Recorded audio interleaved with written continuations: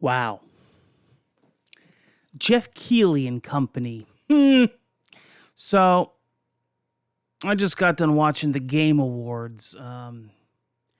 Something that I normally don't talk about, but I do have to have knowledge, of course, being in the industry, content creator and all that. But I'm interested to see what games are coming out.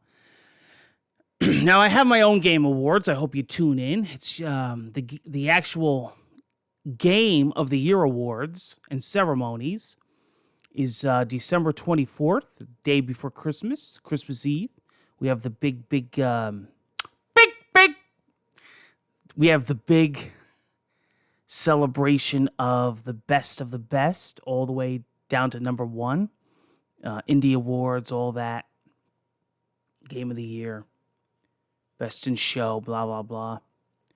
So, I'm focusing on that all the way since January. I'm playing through everything, playing through every indie game, playing through every AAA game, playing through every platform, every handheld, PC, Switch, whatever.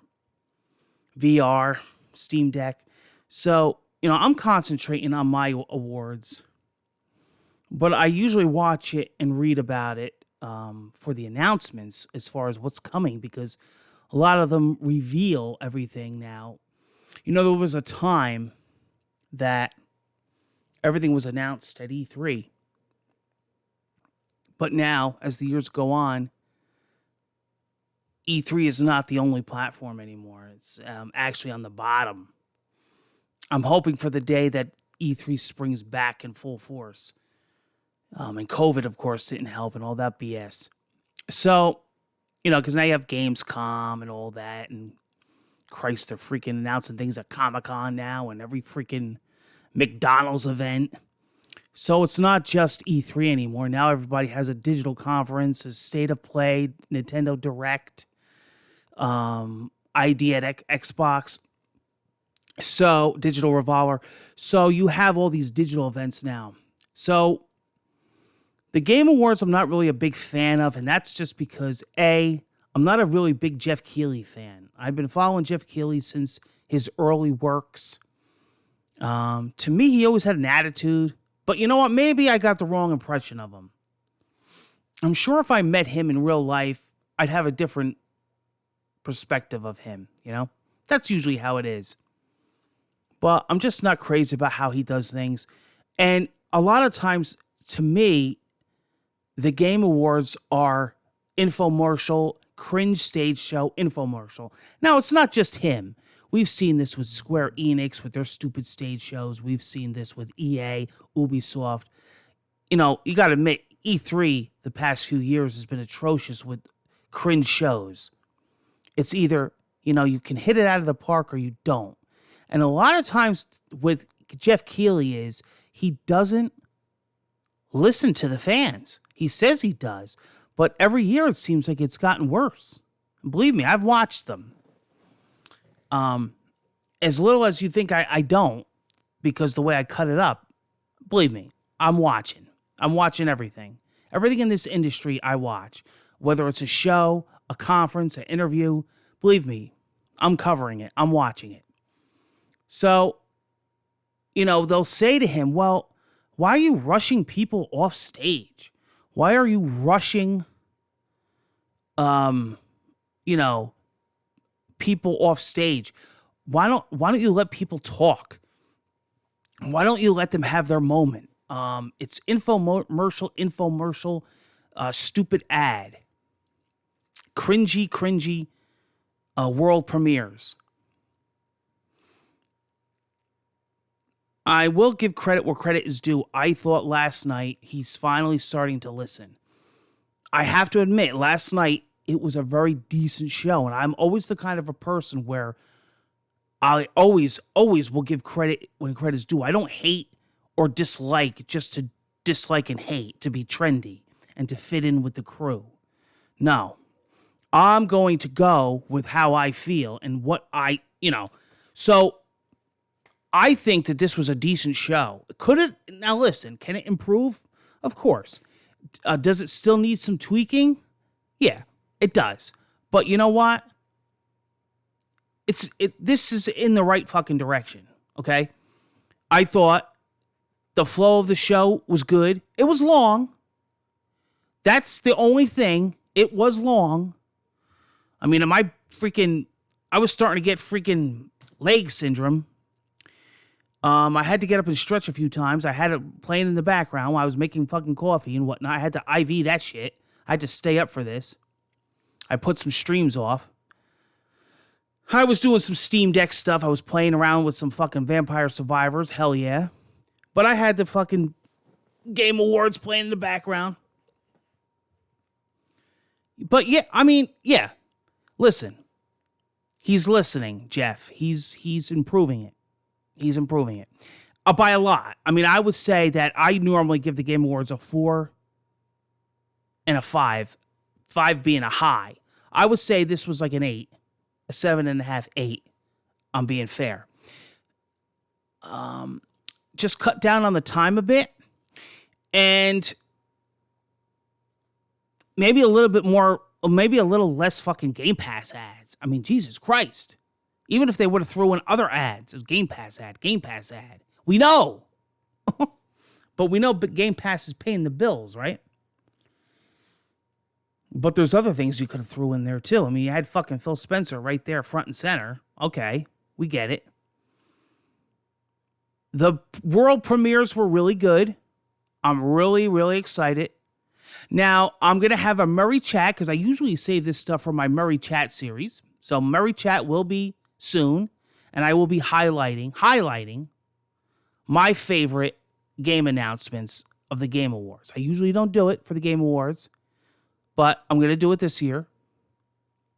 Of course, you want to tune into the real Game Awards, which is the Murray NJ08 Game of the Year Awards, where we include everything in the year.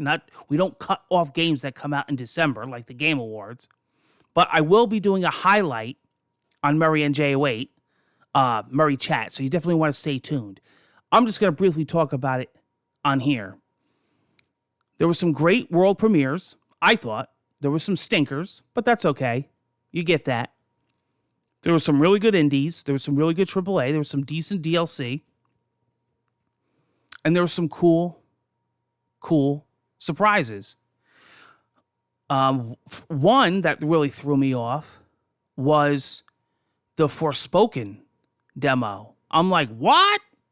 You have no idea how freaking hyped I am of this game. If you don't believe me, it was posted originally on my What's on My Radar series, if that doesn't tell you. So I will be diving into this demo in full glory this weekend. You can catch me on twitch.tv/MurrayNJ08. Listen to my full impressions over on Twitter @SeanMurrayNJ. I will be diving into this demo multiple times. I'm downloading it on the PlayStation 5 as we speak. Among other things this weekend, it's been crazy with the Fortnite Winterfest and all that, and Rocket League is doing their winter thing. So, busy. Star Wars, Jedi Survivor, a lot of great announcements there. They showed a great trailer for fucking Street Fighter 6. I can't wait. A great trailer for Tekken 8. Again, I'm going to go into detail on Murray Chat. That's usually where I cover this stuff. And it was not bad. Another thing that I found interesting was they gave people time to talk when they got their award. A.K.A. Christopher Judge. It's funny, people went from complaining that Jeff Keighley never gave people enough time to people were rambling, even Jeff himself last night, about how long Christopher Judge took to talk. Yeah, he did ramble on for a bit, but you know what? God bless him.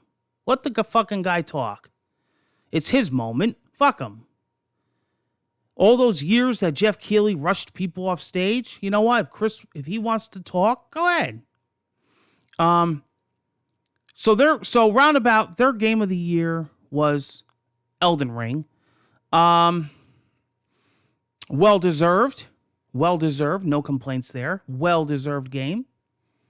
I was surprised. I thought that they were going to give it to God of War only because of the more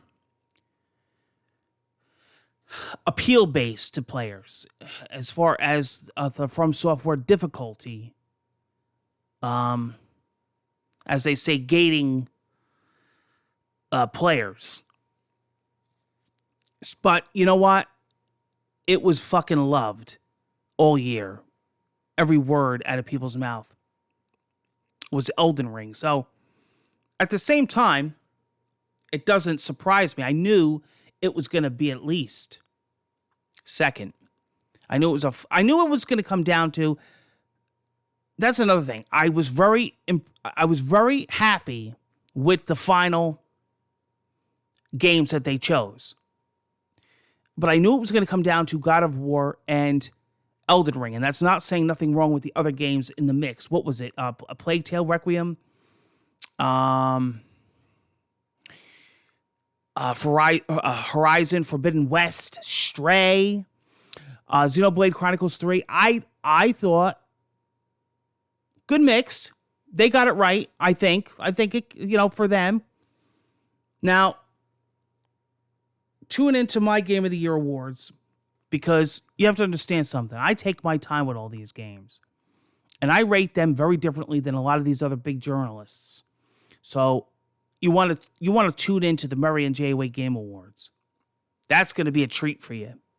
And we got some other special Game Awards and year-end series that will be happening before that during the month of December. I just released my Viewer Choice Awards where you guys voted with the Twitter polls. So overall, not bad. They had a really good orchestra there. They had some performances. Halsey. That fucking Lilith was there from Diablo. I think she's fucking badass. I can't wait for fucking Diablo 4. I'm just hyped more and more now.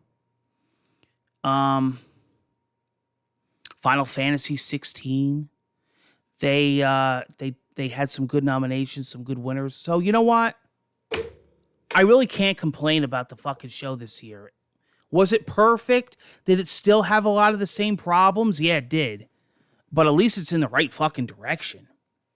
Guys, that's all I gotta fucking say today. I'll do a merry chat, and what I'll do is I'm not gonna talk about it like verbatim, but I'll point my highlights of the show.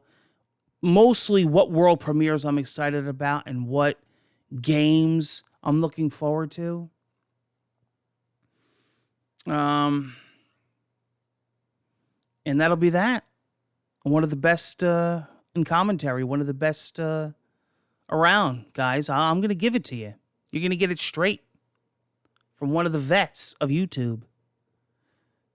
I got to do a radio show, actually, in a little bit. I'm hosting a hard rock radio show. Guys, take care, and I'll see you again on the next Chill and Chat with Sean.